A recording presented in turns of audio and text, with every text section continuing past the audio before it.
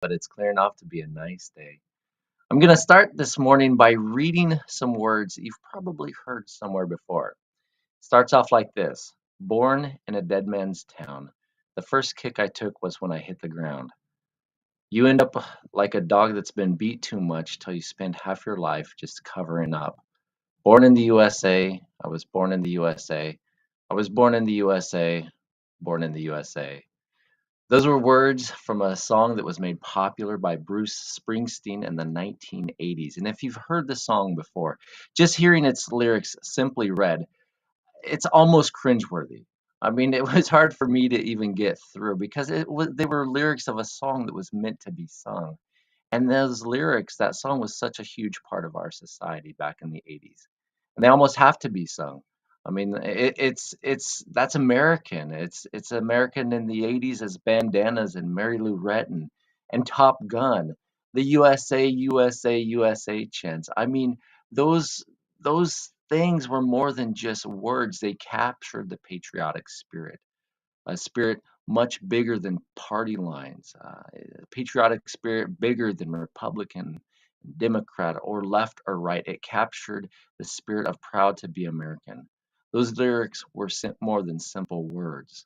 Much like the lyrics written by Francis Scott Key, "Oh, say, can you see by the dawn's early light what so proudly we hailed at the twilight's last gleaming." In 1991, Whitney Houston sang that song at the start of the Super Bowl. And it was to this day one of the most unforgettable, most iconic times that that song has ever been sung. I remember my dad, he used to bring that up on YouTube and play it through his smart TV with this big sound system. It was just to hear her but those words, her voice, as spectacular as it was, they embodied more than just words. It embodied more. I mean, you think of that performance with the fighter jets flying overhead, with her hitting those notes, the rockets' red glare, the bombs bursting in air. You can remember that if you were old enough and were watching it. Gave proof through the night our flag was still there. I mean, these became more than just words. These lyrics, it embodied patriotism, national pride that was spectacular, gave you goosebumps. But in Brazil, they have their own version of this patriotic moment, of national pride that, in my opinion, surpasses both Bruce or Whitney. And it happened quite by accident. I don't know if you remember, but several years ago, Brazil was set to host the World Cup. And those of you who don't know what the World Cup is the largest soccer tournament in the world, and it happens only once every 4 years. So this particular world, being in Brazil, a nation that is deeply rooted in soccer down to its core, it was a big deal. They had some warm-up games scheduled, and they were in Brazil getting ready for one of these warm-up games, and the national anthem was being played over the speaker. And all of a sudden, the PA system in the middle of the game, it failed. And so there was no song, no audio. Well, the crowd who had come to watch the game to cheer on their team had only up to that point been singing half-heartedly, and they took over, and they finished with gusto. They finished with vibrato, and it captured the attention of everybody so much that in the games that followed in that World Cup year, and especially at the World Cup, what had started as an accident became an intentional part of the pregame ritual. It was amazing. I mean, you have the two teams lined up, about ready to play, and the national anthem starts, and halfway through, the sound goes out. And the fans are anticipating this. The players are anticipating this. And all of a sudden, you have tens of thousands of soccer fans who have crowded into this stadium to cheer on their team. They're just singing at the top of their lungs this song. Well, when you have a crowd that big singing, it doesn't come out so melodious. The ups and downs, the pitch changes, it loses some of the melody, the tones, and all that. It becomes kind of a chant, kind of a saying, but it was amazing kind of thing that gives you goosebumps. Makes the hair on your arms stand up. As the camera was panning the stadium, the players, everybody singing with all their might. It was just an amazing, electric atmosphere. But those moments, whether it's Bruce Springsteen or Whitney Houston or the Brazilian national anthem, words can't fully express what's going on. Just like when I was reading the words of Bruce Springsteen or even the national anthem, those words become more than words. Words can't capture it. But through these words, I don't know how it works. It's crazy. Somehow these words, these unify people. These words become a rallying cry. Words can be used as something that gathers people around one thing, that gets them going in one direction. All their energy, all their emotion, all their hopes, all their aspirations focused in that one moment, that one song, and it's powerful. You know what I'm talking about. When we think of these moments, when we remember these times, it does give us goosebumps.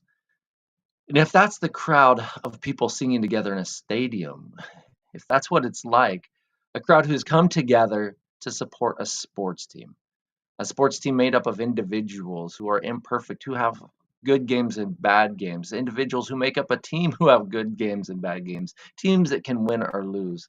The people singing for them, I can't help but wonder what it will be like in heaven when we sing for the Lord.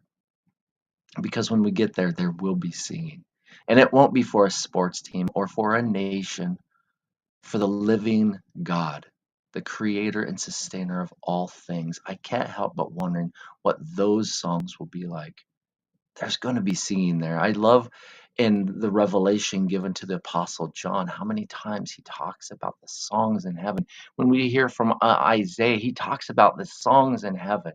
There's going to be singing in heaven. But speaking particularly of what John saw, I want to read to you from the Gospel, or not the Gospel, from the Apostle John, what he wrote in the Revelation, Revelation 5, 8 through 14.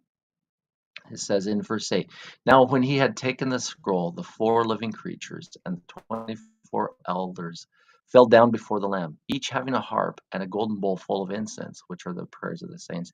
And they sang a new song, saying, you are worthy to take up the scroll and to open its seal. For you were slain, and you have redeemed us to God by your blood, out of every tribe and tongue and people and nation, and have made us kings and priests to our God, and we shall reign on earth. Now we read these just as words, but to them they were singing them. These were lyrics. These had more than just words off of a page. And John continues in his description. He says, then I looked and I heard the voice of many angels around the throne, the living creatures and the elders, and the number of them was 10,000 times 10,000 and thousands of thousands. This wasn't a stadium with numbered seats. This was more than could be numbered. And he continues, saying with a loud voice, worthy is the Lamb who was slain to receive power and riches and wisdom and strength and honor and glory and blessing. And this was their song. This is what they were singing. This was the words that was rising from the multitudes. And he continues, in every creature which is in heaven and on the earth and under the earth, and such as are in the sea, and all that are in them, I heard saying, blessing and honor and glory and power be to him who sits on the throne and to the Lamb forever and ever. If we get goosebumps listening to Whitney Houston, if hearing Bruce Springsteen brings back these memories of a patriotic moment that our country was going through, how much more will these words, will these lyrics speak to our hearts when we're there? That's going to be an amazing song. What will that song be like? What will it be like to hear in that crowd? It's almost unimaginable.